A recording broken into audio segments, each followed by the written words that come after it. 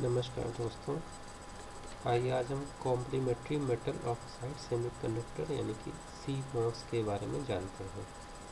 तो CMOS कैसे बनता है पहले ये जानना ज़रूरी है, और फिर इसका आगे फ्यूचर में स्कोप क्यों इतना ज़्यादा है तो जानना ज़रूरी है।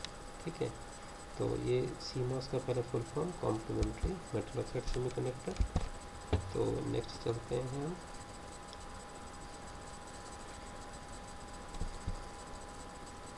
ये देखिए, ये CMOS स्ट्रक्चर है। इसमें आप यहाँ पर ध्यान दें कि एक P चैनल और एक N चैनल मॉसफेट को एक ही सबस्ट्रेट लॉजिक पर बना करके लॉजिक सर्किट की रचना की जाती है।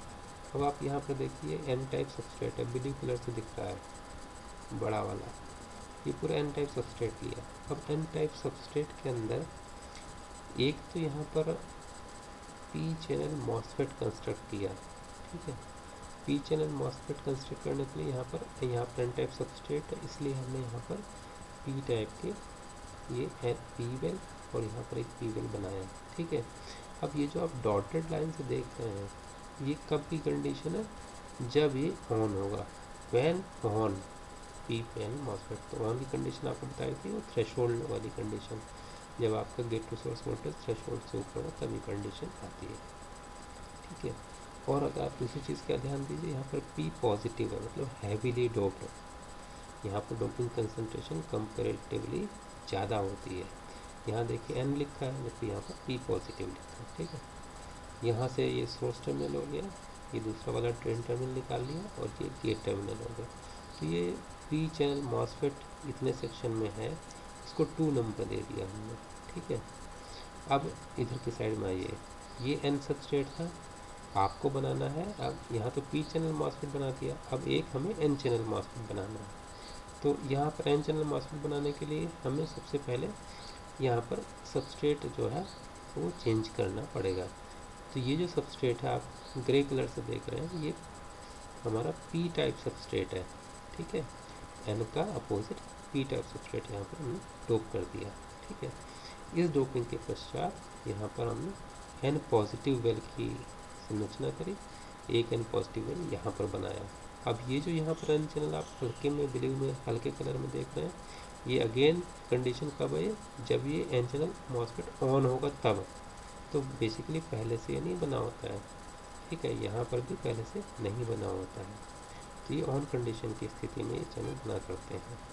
तो यहाँ पर अब ये ड्रेन टर्मिनल देखिए यहाँ से निकाल रखा है, और यहाँ पर आप देखें सोर्स टर्मिनल निकाल रखा है। ठीक है, तो और ये गेट टर्मिनल है, तो हमने दोनों के गेट जोड़ दिए, G1 और G2, और यहाँ से इनपुट बनाया। ठीक है, और दोनों एक साइड का यहाँ पर आपने ड्रेन ले लिया D2, और D1 का भी इधर ड्रेन ले लिया D1, और ये आउटपुट से जोड़ दिया, और दोनों के सोर्स जो है वो हमने ग्राउंड कर दिए। तो यहाँ पर ये संरचना जो हम इसको करते हैं, तो आगे देखिए कैसे संरचना बन करके आती है। ये एक लॉजिक सर्किट इस टाइप का बनता है, हम इसको लॉजिक सर्किट से रिप्रेजेंट कर सकते हैं। यहाँ पर अगर आप खास बात ध्यान देखें, सिंबल में एक ब्रेक लगे हुए हैं ना, ये डॉटेड है एक तरीके से, पूरी कंप्लीट लाइन नहीं खींची यहाँ पर माउस चल रहा है मेरा। तो ये सिंबल आपको याद हो कि एनहेंसमेंट टाइप का होता है, एनहेंसमेंट टाइप में आपका जो है चैनल पहले से फॉर्म नहीं होता है। चैनल कब बनता है? जब हम सर्किट में वोल्टेज लगाते हैं। ठीक है, ये ऊपर वाली साइड में P चैनल मॉसफेट, नीचे वाली साइड में N चैनल मॉसफेट ये अवेलेबल है। ठीक है, अब इसकी वर्किंग समझते हैं, CMOS कैसे काम करता है। यहाँ पर लिखा हुआ है CMOS इन्वर्टर। बेसिकली ये सर्किट जो है आपका इन्वर्टर की तरह काम करता है। इन्वर्टर का मतलब ये होता है, यहाँ पर अगर आप मैंने एक टेबल बना रखी है कि अगर आपका हाई इनपुट आपने दिया हुआ है तो आउटपुट लो होगा, और जब आप लो इनपुट दे रहे हैं तो आउटपुट हाई होगा। इस व्यवस्था को इन्वर्टर बोलते हैं। मतलब आपने हाई इनपुट दिया तो लो हो गया, उल्टा हो गया इसका, है ना। आपने हाई इनपुट दिया तो आउटपुट लो मिल गया, इसलिए ये इन्वर्ट हो गया हमारा सिग्नल जो है, तो इसलिए इसको इन्वर्टर बोलते हैं। अब ये CMOS जो लॉजिक सर्किट ये हमारा ये काम कर रहा है, इसलिए इसको CMOS लॉजिक सर्किट का इसका नाम हमने रखा CMOS इन्वर्टर। ठीक है, अब एक एग्जाम्पल लेकर हमने बताया, देखिए 5 वोल्ट यहाँ अगर पॉजिटिव दें, हाई वोल्टेज दें, तो क्या होगा। अब आपको ध्यान देने की बात यह है कि जब आप 5 वोल्ट देंगे तो यहाँ पर 5 वोल्ट देने पर ये +5 वोल्ट आपने दिया, तो +5 यहाँ पर प्लस वोल्टेज गया, ठीक, और यहाँ पर ही प्लस वोल्टेज गया। अब आपको एक चीज़ ध्यान रखनी होगी कि पी चैनल जब हम बना रहे थे तो पी चैनल कंस्ट्रक्शन में चैनल यहाँ पर कब बनेगा, ज़रा थोड़ा सा एक स्लाइड पीछे चलते हैं, वापस इस पर आइए। अगर आपने ये जो है पी चैनल मॉसफेट है और ये पी चैनल मॉसफेट यहाँ पर ऊपर की साइड में है, पीछे देखते हैं। जैसे ही आपने यहाँ पर पॉजिटिव वोल्टेज लगाया तो पॉजिटिव वोल्टेज लगाने पर ये इस सबस्ट्रेट से, ब्लू कलर का जो सबस्ट्रेट है एन टाइप सबस्ट्रेट, इस पूरे इलाके से जो यहाँ पर पॉजिटिव लगाया तो ये नेगेटिव कैरियर्स को अट्रैक्ट करेगा, आकर्षित करेगा। तो वो यहाँ पर ये पॉजिटिव वो नेगेटिव आकर्षित करेगा, यहाँ पर नेगेटिव चैनल बनना शुरू हो जाएगा।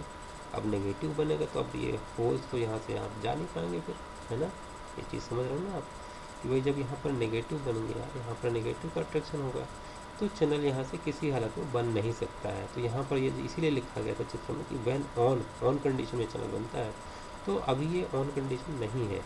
जब हमने पॉजिटिव वोल्टेज यहाँ पर लगा दिया गेट 2 पर, तो यहाँ पर क्या होगा, नेगेटिव कैरियर इकट्ठा हो गया।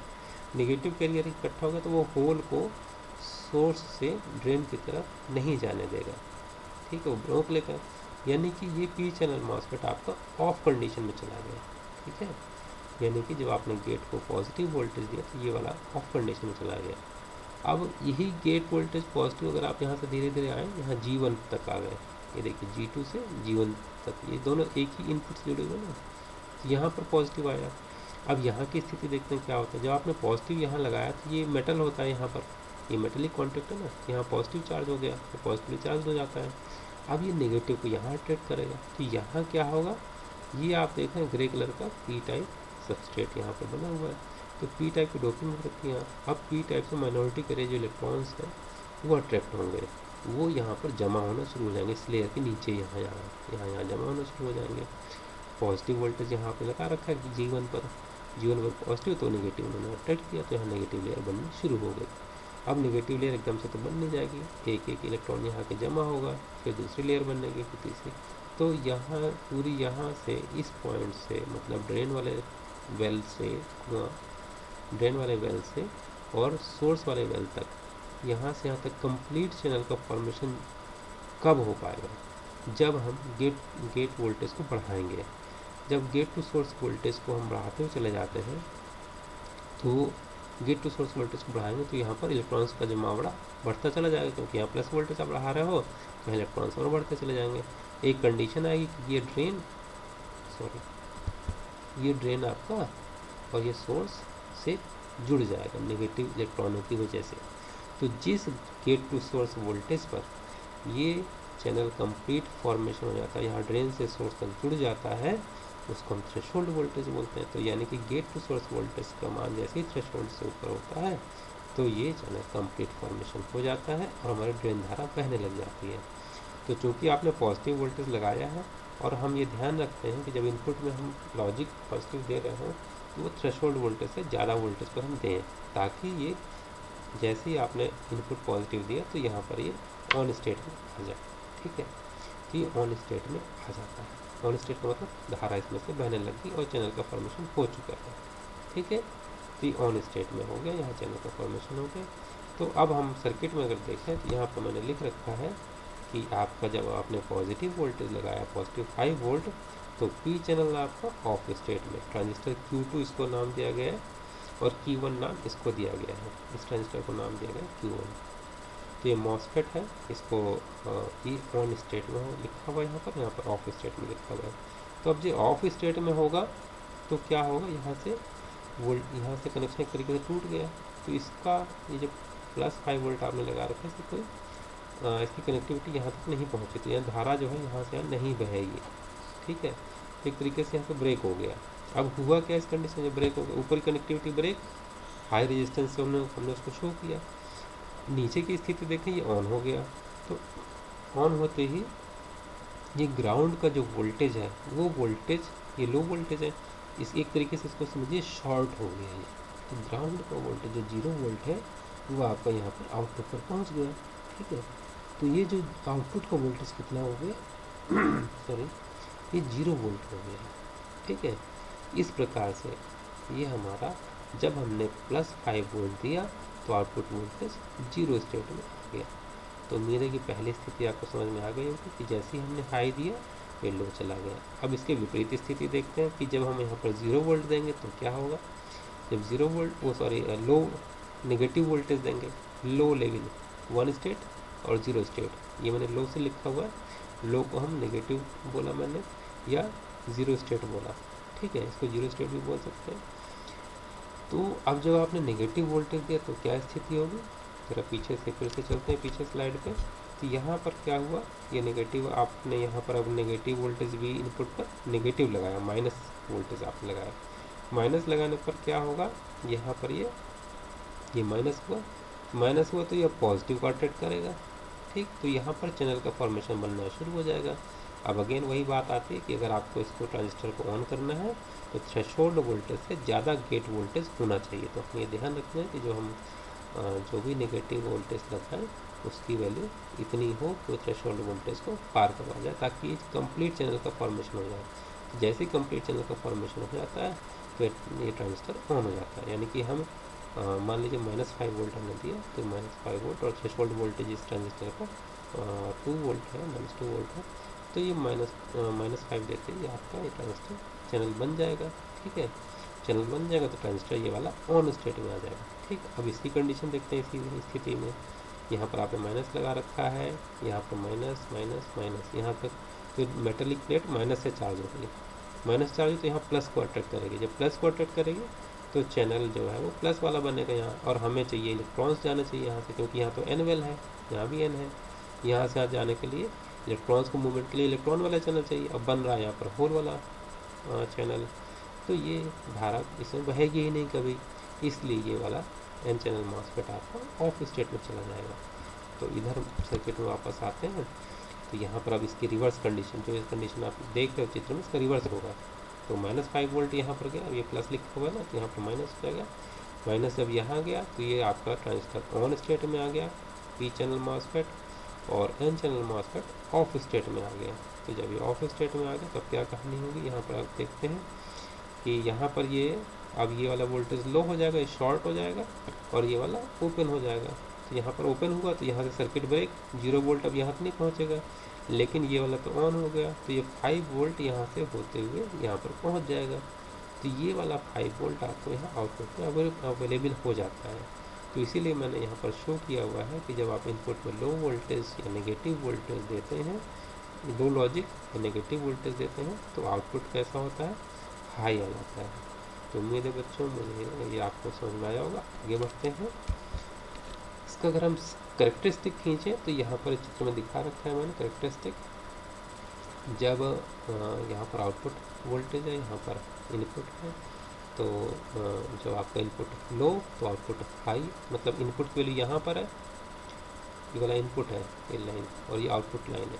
तो इनपुट की वैल्यू जब यहाँ 0 है तो आउटपुट यहाँ इतनी वैल्यू पर है, और जब आउटपुट की वैल्यू 0, मतलब यहाँ पे एक वो है, आउटपुट की वैल्यू 0 है तो इनपुट आपका यहाँ हाई वैल्यू पर आ जा रहा है, ठीक है। तो इस तरीके से इन्वर्टर करेक्टरिस्टिक्स बनता है। आइए अब इसकी कुछ खास बात देखते हैं, सीमॉस इन्वर्टर क्या खास बात है। तो यहाँ पर आप देख रहे हैं सीमॉस के विशेष गुण है, अन्य कंपोनेंट्स की तुलना में बहुत अधिक हाई इम्पीडेंस होता है इसका, relatively very high input impedance, बहुत तेज़ स्विचिंग स्पीड होती है। स्विचिंग स्पीड का मतलब ऑन से ऑफ, ऑफ से ऑन में आने में कितना समय लग रहा है, तो इसको स्विचिंग स्पीड इसी से डिसाइड होती है।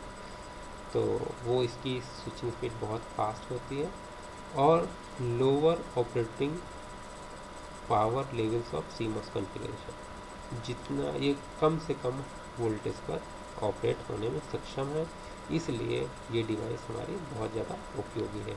इसकी डिटेल्स और भी हम आगे देखेंगे। आज के लिए अभी इतना ही। सीमॉस की सर्किट में लगता है आपको अच्छी तरह समझ में आई होगी। अगर कोई दिक्कत होती है तो आप कमेंट करिए। Thank you so much.